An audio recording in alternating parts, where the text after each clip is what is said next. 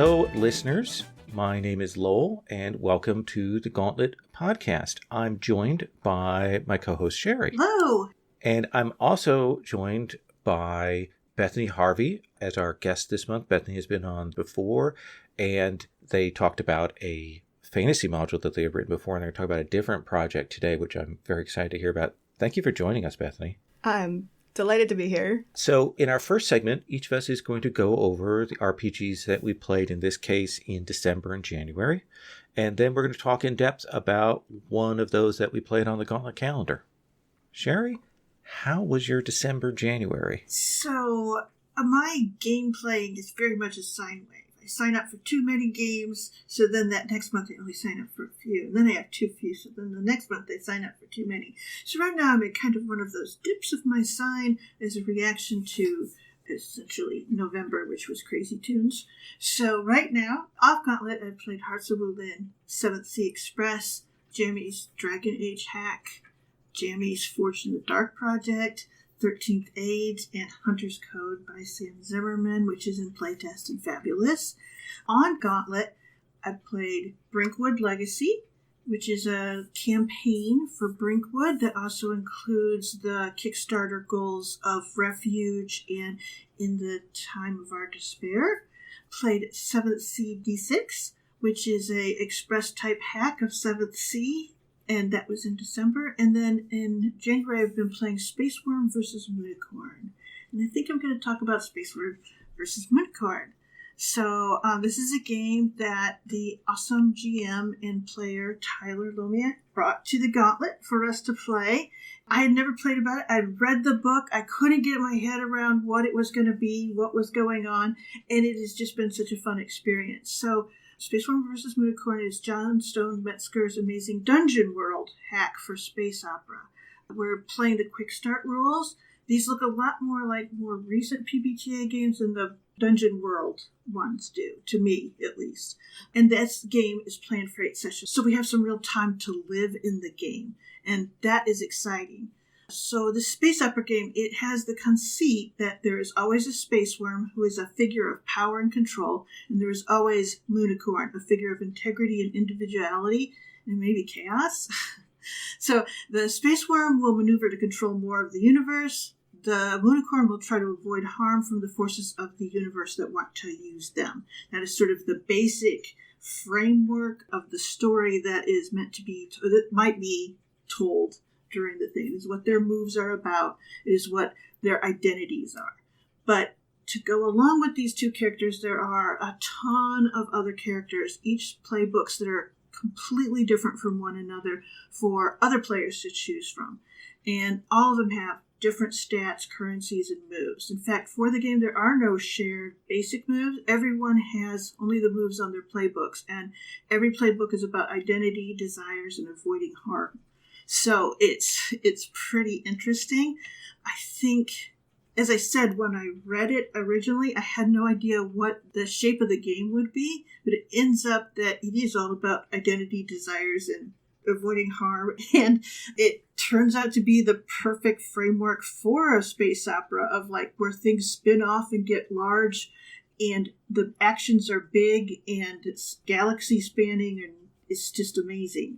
So what has worked for me is the quick start rules are really great. They're easy to grasp, and they're fun to trot out into play. There's only one move I haven't used yet, and that's very rare for me. Usually I'm sort of in one part of my playbook. This one, I use everything. So it's good, tight, useful moves. I'm really pleased that Tyler, our GM, decided that they wanted 8 sessions because there's so much to do and experience and tussle over in the game that it's kind of exciting that we've got the time to do that. The original game book itself, the text, is lovely. I've always looked at it and read through it and wondered what was going to go on. So if you're looking for the text itself, it's worth the buy. It's a lovely, lovely item. And the game itself is an embarrassment of riches for the players. There's just so many roles to consider.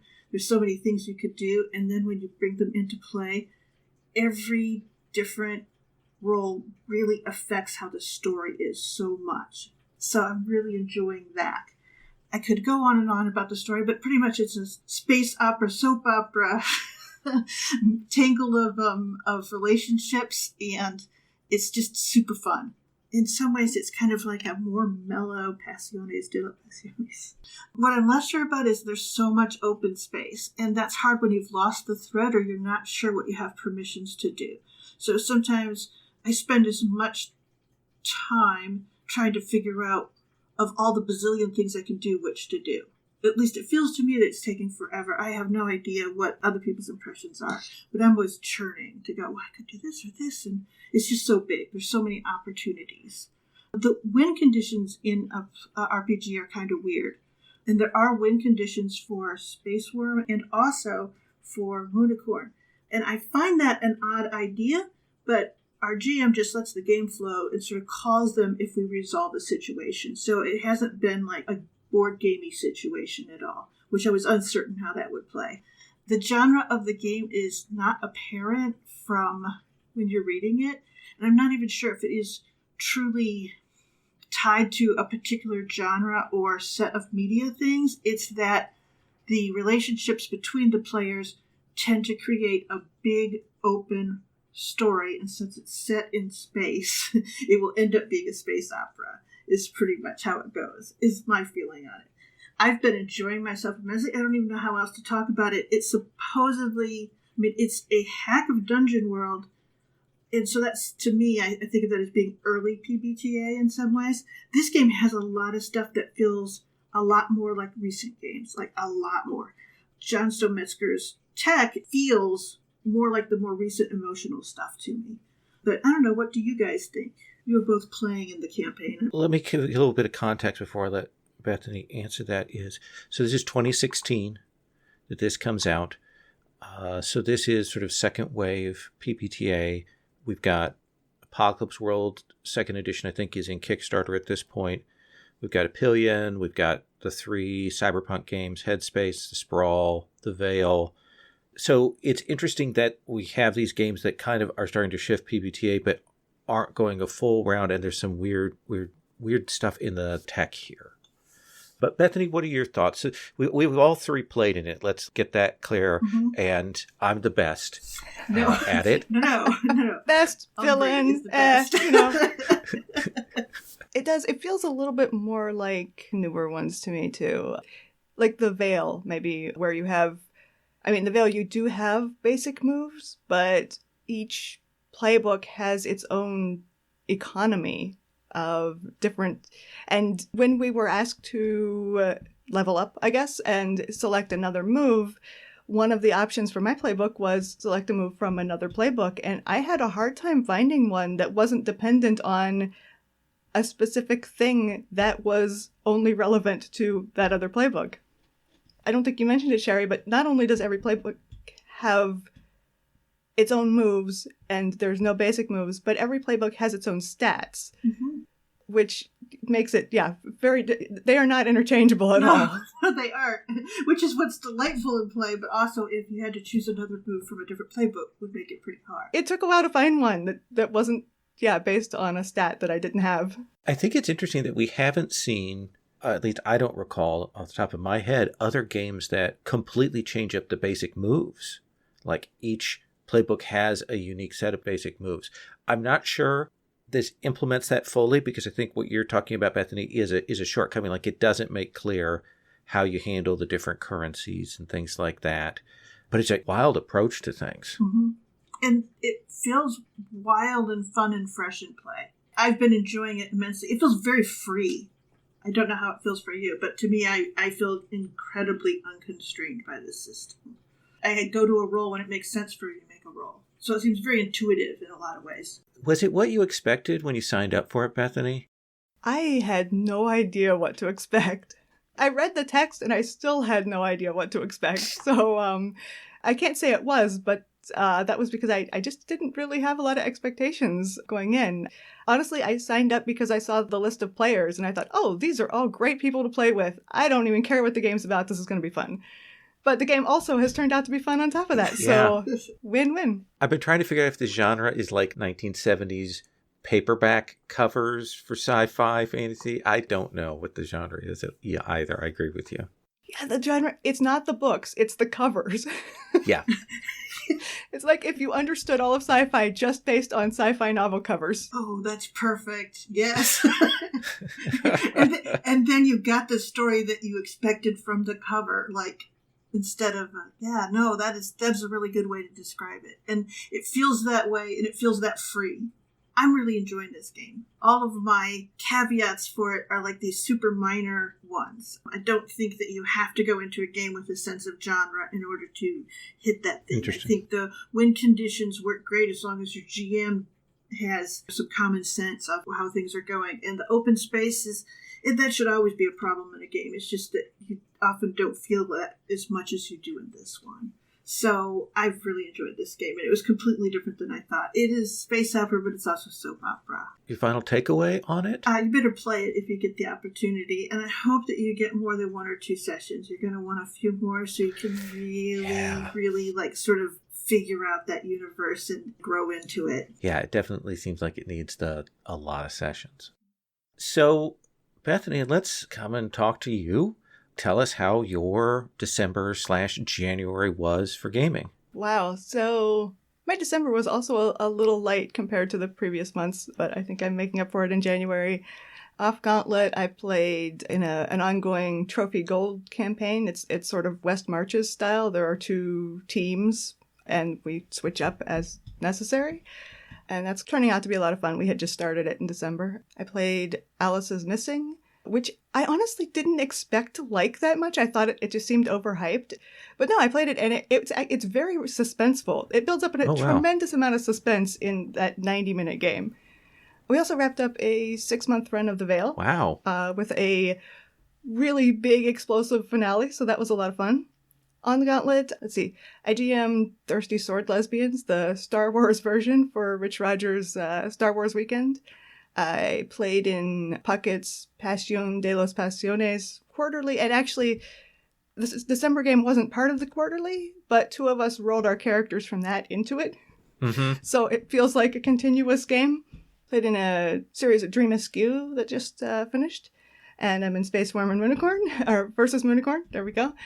And I also ran a couple playtests of my own games. One's a Dream Askew hack about like Discworld style witches. Ooh. For right now, I'm calling it Eye of Newt, but I think there's already a game with that name, so I probably need to change it. And Unincorporated, which I will be talking more about later, and a playtest of Extreme Meatpunks Forever, run by Ollie Jeffrey, who's one of the designers. And I think that's the one I'm going to talk a little bit more about. I'm really curious because Ollie came and said, hey, we're going to put this on the calendar. And I was like, okay. I had no idea what it was going to be. So tell us what this is. So it is a PBTA game based on a video game. I have not ever played the video game. I keep meaning to, and I haven't had a chance, but it seems like it'll be fun. Video game is by Heather Flowers. The game is being developed by Heather Flowers, Aura Bell, and Ollie Jeffrey. The premise is that it is an alternate world where the world is a dying god. And therefore, the people in this world have no metal. Instead, they've based their technology on meat, the meat of the god that makes up their world. And the characters drive mechs made of meat. On top of that, there are all kinds of monsters, like horrific, monstrous versions of things that are normal and harmless in our world, like deer. And on top of that, there are a ton of Nazis for some reason. And you fight Nazis a lot. Okay. Yes, that makes sense to me. Yeah, it is a completely ridiculous, absurd premise, and I am here for it. It's gonzo, it's disgusting, it's violent, and it leans into that in such a way that it's so over the top that it becomes funny rather than horrifying. It reminds me a little bit of some, books and TV shows for kids that just really gets into the gross because it's fun. This is like the grown-up version of that. It's bizarre, and I like that it doesn't try to explain the bizarreness too much. You don't get that Star Wars midichlorian problem where an attempt to explain it ruins the fun without actually being any more plausible. Like, how does a world made out of a dying god work? Who knows? Why are there so many Nazis? Who cares? Somebody stole the sun. That doesn't seem to be a problem. Yep. But right now, the game kind of feels like it has a little bit of a split personality, because on the one hand, you have everything I just described. On the other hand, the mechanics, most of the moves seem to be about interpersonal relationships between the PCs or between the PCs and NPCs. I love this in a way because I really like having a lot of things to do outside of the main mission or the fighting. Fighting is fun, but you don't want to fight all the time. And I like when there's support for doing things with other characters in between that and it having mechanical weight. But, even the combat, which is mostly fighting Nazis, it has a good level of complexity, I think. It's not too abstract. It's not like roll once and it decides the entire fight. But it's also not so granular. You're rolling every time you want to punch somebody. So it's a really early playtest. And like some of the things I'm describing about the game might have already changed. And also I haven't had a chance to play the video game. I might feel like I was on more solid ground if I had played the video game. Mm-hmm. But I found it hard to tell what was weird. Because the setting is so weird in itself that when something happens in the game, I had trouble discerning whether that was just weird because the setting was weird, or whether that was weird even in the setting. Our characters are driving these like semi-living meat machines around, beating up Nazis who are just Nazis for no apparent reason. And sometimes tornadoes just kind of happen. Someone stole the sun. I'm cool with all that, but it means that when something weird happens, how do I know it's weird? How do I know to pay attention to it? Is this person with no face a problem? Or do some people just not have faces? I don't know. So I think having played the video game might have helped with that. I don't know. It also, again, this might have changed by now already. It has way too many basic moves. The playbook moves, they aren't excessive at all. It has a lot of moves that I think could be combined. A lot of social moves that if you want to convince someone by threatening, you use this move. If you want to convince someone by actually beating them up, use this other move. If you just want to talk to somebody and convince them of something, use this other move. And I think really those could all be the same move. The other thing is that it has so many harm tracks. As a person, not part of your mech, you have 3 separate harm tracks. You have mental, physical, and emotional harm tracks. For each of those, you have to do something different to reduce them. On top of that, you have statuses, which are kind of like conditions in some other PBTA games. And you have to address those to reduce them. On top of that, your mech has 2 different harm tracks. It's a lot to keep track of. It sounds like a lot of recovery time, too. Yeah. Like, that's what your actions are. Fighting and recovery. Yes, pretty much. A lot of the interpersonal relationship moves do have effects on that, have ways to reduce your harm tracks. But that gets into the other thing about it, which is that I don't think it's found the right balance between silly and serious yet. It's hard to know how much to care about this game, about the things that happen in this game. Like, do I treat this like a DCC funnel and just sort of throw disposable characters at Nazis? That's fine. I could do that. Do I spend a lot of time on character interactions and developments and relationships? Also fine. I would be happy to do that. I don't know which to do. That's a really good, really interesting observation. The setting and premise seem to point to DCC funnel or superhero power fantasy. But then the moves and all of these different harm tracks suggest a much more serious, personal and emotional sort of game. And I would like to see a game with both. I like having that wide range of tone that you can get into, but I don't think this has found the right mix yet. It's interesting. I remember when we played Idris Bay a few years ago, we played like, 2.5 sessions, and we're like, I can't figure out what tone we're supposed to be hitting, how weird is weird and how weird is normal and how should we be reacting. So yeah, I'm entirely sympathetic with your reaction here. Yeah, it's difficult to find my footing, I thought. But as I said, early playtest. I think that the moves and the harm tracks are going to be simplified. That's what the thing that everybody brought up at the end of the playtest. I definitely would like to play it again as it develops. I also want to play the video game because it just sounds Mhm. like fun based on what I've seen of the tabletop game. I think eventually the range of tone might end up being one of this game's strengths. Mhm. Because sometimes you want to play out a lot of interpersonal drama. Sometimes you just want to beat up some Nazis with your friends. I think it's really cool to have a game that can do both. Hopefully it'll gel. Yeah, Ollie's done great work developing on like Quietus and Night Rain, so Yeah. I have full confidence. And I know they're going to kickstart it later this year, and we'll look forward to seeing how it's evolved. It's always fun to be in early.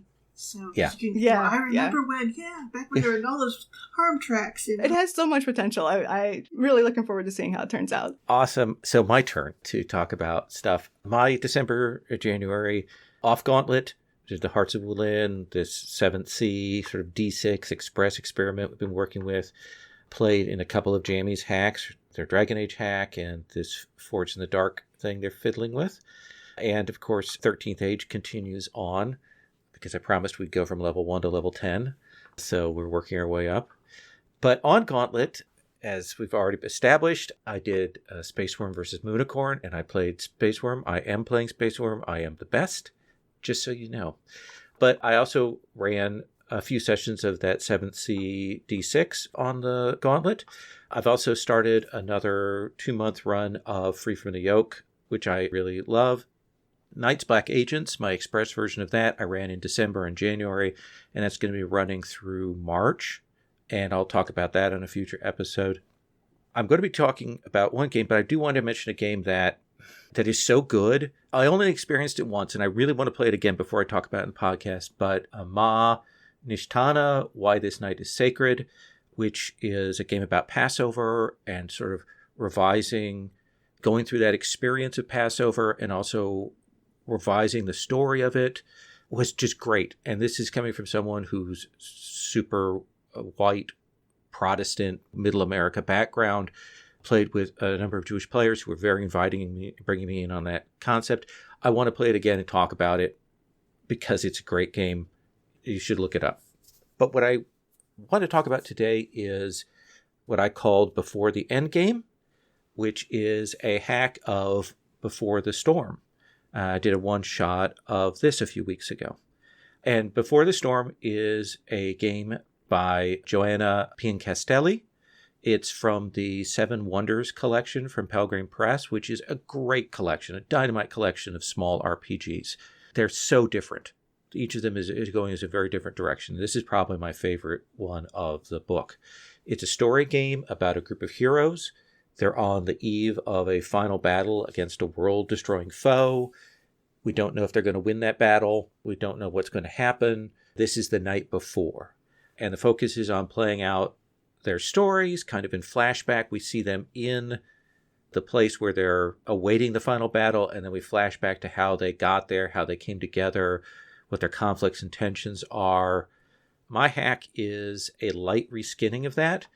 Because it's built on a lot of choice lists, I just reworked those to be setting up the setup and the character backstory and the final conflict to be a superhero game a la Endgame, a la Crisis on Infinite Earths, a la Final Crisis, all of that stuff. And I was very excited to try it out. We did a session of it. What worked for me? First of all, I love Before the Storm. So most of what I'm going to be talking about here is just talking about how great Before the Storm is. And then I'll say something about my hack. Before the Storm is dynamite. It's a wonderful story game. It's a solid, serious, rich story game. Like the best sort of open story games, it has a looseness and a structure to it. A loose room for play, but also some structure that keeps you going. I love how at the beginning you build the story of your foe from a set of checklists, and how you put those together and how you make those choices creates a very different kind of story that you're going to get. The difference in what the foe is. For example, our foe was a hive mind that had taken over people. That made for a different feel about how we're going to be fighting the foe and what the foe meant and so on, and that was great. The character creation is done at the beginning by handing out a set of playing cards. This is all card driven. You get 8 of these, and then there are 4 questions that you answer about your character. and you have to choose a card for each one. So each list, like, okay, if I'm going to be, what kind of hero am I? And I choose a 5, I might be a Masked Vigilante, or I might be a Sorcerer Supreme, or whatever. And there are enough choices, enough list choices, and enough openness. Like if you have a face card, you can spend the face card to choose whatever you want or make up something else. It's guided, but still open. Again, that really great balance that happens in the game.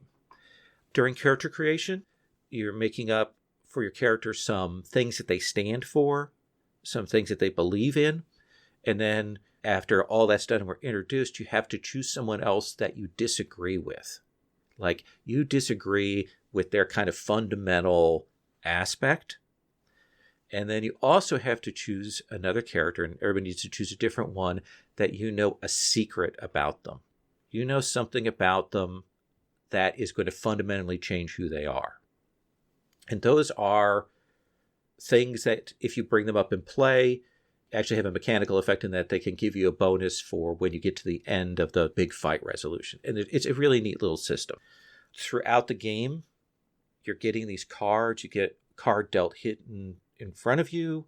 And then as you're doing these flashbacks, you're playing cards out in front of people that everybody can see. Because at the end, when we get to the end thing, if you have more red cards, you're going to die. You will die in the end fight. If you have more black cards, you will live through and have to deal with the repercussions. And so people can kind of watch, and there's some stuff like if you've done the secrets, if you've brought those out, you might be able to trade cards with people at the end. It's a great system. It has a weight to it that comes out of these flashback scenes. That's when these cards come up. And the flashbacks are great. You're playing out, here we are, I'm wandering around the base, I'm looking at the trophy case, and then I see this other person, and I call a scene, and somebody asks a question, and then you flash back to kind of answer that question. They're done very quickly, just like 3 to 5 minutes per flashback. Great setup. So you play through all of that, you deal with all of those flashbacks, and you build up the story, and then you get to the end sequence, and there's a set of steps. Depending on how many face cards got played during the early part of the game, the situation will be much worse when you get to the end.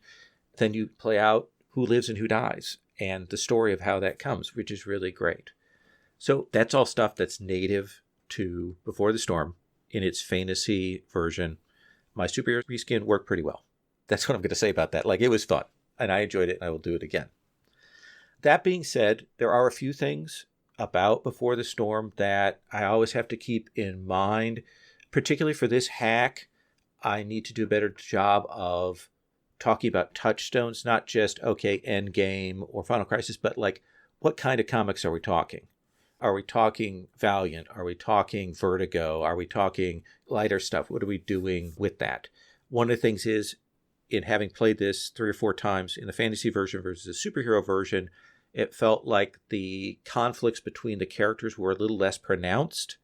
And I don't know if that's a genre thing or a player thing. And I need to look at that. People could be very mean to each other in the fantasy version in a way they weren't in the superhero. I did this in a 4-hour block with a couple of longer breaks. That is not enough time for this game. I don't think you'd want to do it in 2 sessions. I don't think you would. But I think if you were to do it like at an online convention, if you do a 3-hour block, take like an hour break, and then come back and do a second 3-hour block, that would be perfect. That would be absolutely dynamite. And I suspect I'm going to do that at some point just because this game needs space to breathe. It does have a little bit of, it's open about how scenes get called. And as a result, it can be kind of unclear about who has narrative control at any one moment, and you kind of have to go through everybody to finish out a round. So the next time I run this, I need to be cognizant of that to kind of maybe do a little more traffic control than I normally would. At the end of the game, when we go to the sort of the big battle at the end, there is a looking at your cards to see how many red versus how many black you have, to see whether you live or die. But then from those cards, you pick a card that you throw into the middle, and you shuffle them together, and then you draw, and If the card that's drawn from that random shuffle is a red card, they lose the battle, the whole battle. And if it's a black card, they win the whole battle. The way that's structured, and this, I don't know if this is me misreading the rules or what, it means that you look at your cards for how much red and how much black you have, you get that settled, and then you pick from that to see what you throw in the middle, which means that that choice of what you get thrown in the middle isn't impacting from the cards that you have to choose, if you know what I mean. And I think that is either me misreading or it's a flaw in the rules, because I do think that you ought to have to choose what you're going to throw into the middle and then have to go with whatever. So if you choose to throw a good card into the middle, that may be making it harder for you to survive that final battle. There needs to be some tension for that. There are a few other minor things. Because it's a very different game than Before the Storm, I need to write out some more prompts for scenes. Like, here are ideas for, if you want to call a scene, here's a kind of scene you might call in the present. So those are just minor stuff, because I still think this is dynamite. Sherry, Bethany, I know Sherry has played it. Bethany, I don't know if you've played it. I've never even heard of it before. It sounds really interesting, and now I want to play it. I adore this. I think this is just such a good story game, telling a really interesting kind of story, and really fun and rich. It's one of those games that feels very intuitive when you're playing it. You call a scene, and it's just two players playing their characters at that thing, but there's still mechanics, so you're still kind of like at that point, there's an end and a thing has to happen. Yeah. So it's never aimless feeling. Yeah, and because you've made all those decisions up front, you have like that time to build in your head what the character's like. So it's pretty strong all the way through. I like that red and black thing, or cards hanging over your head the whole time. Mm-hmm. That's got to give it a lot of weight that it wouldn't have otherwise. Yeah. I remember throughout, it's like whenever you use a good, powerful card for something, it's making it harder for the end. Yeah. And it would be like, whenever someone would use it, everyone would be like, ah. So it was fun. One of the other things is, I ran this several years ago. We played it here, and I ran it at Games on Demand at Gen Con 4 or 5 years ago now. Because I've learned a lot about how safety tools work, I think it's a better game because we're very explicit about check-ins and so on. And one of the things that games has is, when I mentioned the secrets. And a secret is something you, in a discussion with somebody, you reveal to them that this is a secret about their character that affects their very core of being. And it played better this time because I talked about the explicitness of, when you do that, you absolutely want to check in with the other player and see if they're good with it. See if that's what they want to do. And we had 2 secrets. And in one case, I revealed to a person that, in fact, he was not the first person of this superhero lineage, and there were others that he didn't know about. And the player accepted that. And then another one, the player was like, I don't think that fits with my character. And so they negotiated it out. Having those safety tools and having that ability and really explicit to, let's check in whenever we do something that might impinge, we're going to check and make sure that that's okay. I think I did a better job of handling the table than I did, say, at Games on Demand years ago. It's just a little thing, but it's made the game even stronger for me. My takeaway is it's dynamite. It's a great game. People should play it. I would love to see more people writing reskins for it. I would love to see a Final Fantasy X inspired version, or one that takes it, because there is a very strict narrative about the Stormborn that are the foe in the original one. But I think you could open that up or change it around or do other things with it. So I'm very happy I played it, and I will be running it again. Sounds fun. So let's go on to our second segment.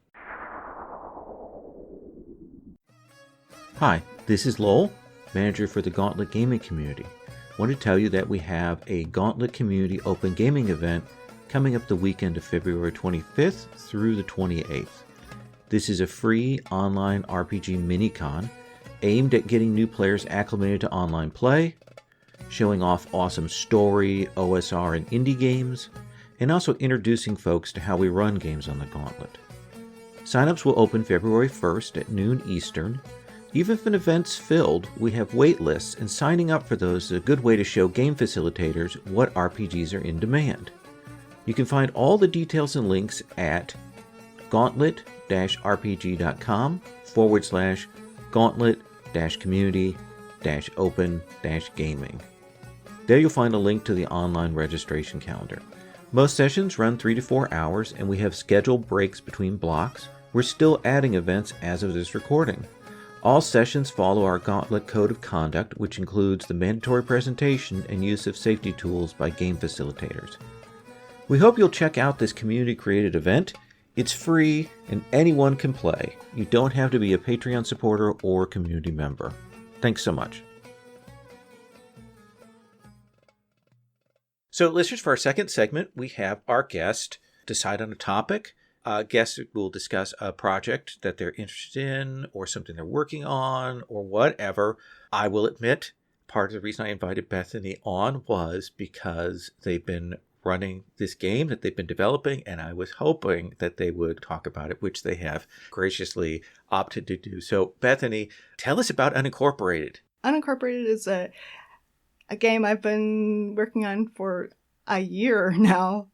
It's a GM-less, PBTA adjacent game about petty small town drama. In fact, the name, people have asked me, why did you call it that? It's a reference to communities that are too small to have their own government. It's something you'll see on road signs a lot. Welcome to town name, and then unincorporated at the bottom of it. So that's where the name comes from. It's a game about ordinary people with low stakes problems and how those problems get bigger and more intense when you can't avoid them. Because the thing about little tiny communities is that you have a limited pool of people and you see them in different contexts. Maybe your old high school best friend is now your boss and also goes to your church, or you're secretly in love with your best friend's fiance, who is also your kid's teacher. If you have drama with someone in any part of your life, it'll affect other parts because there are some of the same people. So I made this game for the Gauntlet. It's designed for Gauntlet style play. It's designed to run in 3 to 5 sessions. You can run it as a one-shot. Even I can run it as a one-shot, and I can't run anything as a one-shot. But it works better with a few sessions. And it's designed to run over video chat or audio chat with a character keeper. There are printable character sheets. I don't know if anyone has ever used them. It would probably work better if at least one person read the complete rules, but you could probably play it with just the character keeper. Character keeper has a summary of rules and all the questions and plots right there in the first sheet. It even has a working dice roller, thanks to Garrett. Mm-hmm. It is a Gauntlet game. It's also easy to reskin. You can just edit the first tab in the character keeper to create a whole new playset. I've written 2 setting playbooks and I'm working on more. Maria Morabi, who is one of the main playtesters, I think she's played it almost as much as I have, is going to be running a game with her own reskin. It's actually a reskin of a reskin, which I am just delighted about. It's made to be, I guess, simple and straightforward. Okay. Well, let me ask you this, if I can here. So It's PPTA adjacent. Are there playbooks? What's the kind of approach to this? There are not playbooks. There are stats, but there's no playbooks. There is a specific reason there aren't playbooks, which is that there's kind of I guess it's not quite a background theme. It's a theme of being influenced by your reputation and by people's expectations of you and your ability to push back against that and to determine who you are for yourself. And I thought that playbooks would just be too narrow and too limiting for that. They almost would be counterproductive in the whole self-definition idea. You do have stats, like I said. Your stats are jock, nerd, prep, and goth. They're your reputation is the idea. They're not necessarily the truth. And you can change them. So there's 2 mechanics that interact. You have dice rolls, just basically PBTA dice rolls, 2d6 plus stat. And then you have a token economy. You can earn tokens in various ways. The main ways is that on one of those dice rolls, you choose to treat it as a lower tier. You choose to treat a partial success as a failure, a complete success as a partial success. That's how you earn tokens, and then you can spend one to raise it a tier. You can also spend it to push your reputation in one of those directions. toward one of those stats. But you might want to save up your tokens because there's a move called breaking the slate. It's when you do something that nobody would expect of you, you can spend 3 tokens and make up your own stat. It's a completely new one. There's no list of choices. You just make up one, and this represents what you think you are. Oh, wow. You automatically get a +2 in it. Everything else becomes 0. Yeah, I've seen people pick matchmaker, punk, freak, dad, whatever their character really believes they are in that moment when they do whatever the thing is that they do. So after that, you can use that stat whenever it comes up. So you can roll plus dad for the rest of the game if you like. What I was saying about how I can run it as a one-shot. I made the entire setup as kind of a response to Dream Askew and Flotsam, both of which are supposed to be runnable as one-shots. I have never succeeded in running either as one-shots. I love both games. I play them all the time. Not one-shot games for me. Mostly because the character and setting creation takes so long. So the setup for Unincorporated is kind of my idea of how to fix that, which is that you create your characters and the setting and the connections between your character and setting all at the same time by picking some questions from a list and answering them. You pick questions about your character, you answer them by making up a person, place, or thing that belongs in the setting. And then you choose a starting problem. That's awesome. So essentially what it is you've kind of scaled all of the world creation of those other 2 down into those essential pieces. You've got the familiarity of the small town and all of those pieces in a few questions, essentially pick list that everyone describes is essentially it. Is that what it is? Yeah, you have a list of questions and you pick 3 of them, 1 person, 1 place, and 1 thing. You make something up as an answer. There is a list of examples that you can choose from, or you can just make one up. Then after everyone's done that, you have this list of people, places, and things that exist in your setting. The character of the person who made each of those up has a connection to them. But then the next step is that each person chooses a starting problem. And there's a list of them, or you can modify an existing one, or you can just make one up. All of the problems have blanks in them that you have to fill in with something from that list. So it just creates not necessarily a PC, NPC, PC triangle, because it could be a PC place, PC triangle. But that is as far down as I could condense the building of character, setting, and connections all at the same time. It's got everything you need to go and get going. So you do those things, and how long is it till people are I mean, how do you get them to tango then? Do you just go, what are you going to do to the first person, or do you have an opening gambit that you like to use? You start with this problem. These are tiny, low-stakes problems mostly. They're very personal problems. Bigger issues will usually develop during the game, but what you start with are things like your best friend is getting married and you think they're making a mistake, or someone's dragging you into their cryptid hunting scheme. One of the starting problems is literally a stray dog that won't stop following you. There are these little personal issues that seem simple to fix, but you create bigger problems while you're trying to solve them. They're to get you started. That's my attempt to get over that awkward hump between character creation and playing the first scene, is to just give you this very direct, very simple, fix this thing idea. That's gorgeous. Because it is that moment. You've got the great character. It is. It's a hard moment to get over. All GM-less games I've ever played have it. You mentioned that you have a couple of play sets. What are the play sets like? Yeah, so it turns out that this works pretty much with any context where you run into the same people in different areas of your life. It doesn't have to be a small town. So right now I have one that is a small town. It's actually inspired by Welcome to Night Vale. The name of the playset is just Weird Little Town, because that's what it is. And another one, it's called Vigil Creek Nature Preserve, and a bunch of people who live and work on a nature preserve out in the middle of nowhere. That's the one that I playtested in December, and it was originally based on an actual nature preserve that I lived and worked on near Tallahassee, Florida. I wanted to make it a little less specific, so I mentally had in mind while I was writing it maybe some kind of southwestern scrublands sort of environment. And then I started the playtest. And Sabine, the first thing they said was that they wanted to use as a touchstone Jeff Vandermeer's Twitter account. Jeff Vandermeer lives in Tallahassee. So Florida is creeping into it. That's great. That's awesome. So you can do that for anything you say where people are just, you're running into them in different roles in your life over and over. Yeah. Okay. Jim Crocker at some point suggested a scout camp. I think Maria is doing a variant of the Weird Little Town one with witches in the vein of, I think, Sabrina. Uh-huh. You could do it as a neighborhood, a spaceship. Oh, yeah. I've thought about doing one. I probably will eventually do one. Unincorporated Space is basically Star Trek Lower Decks, the game.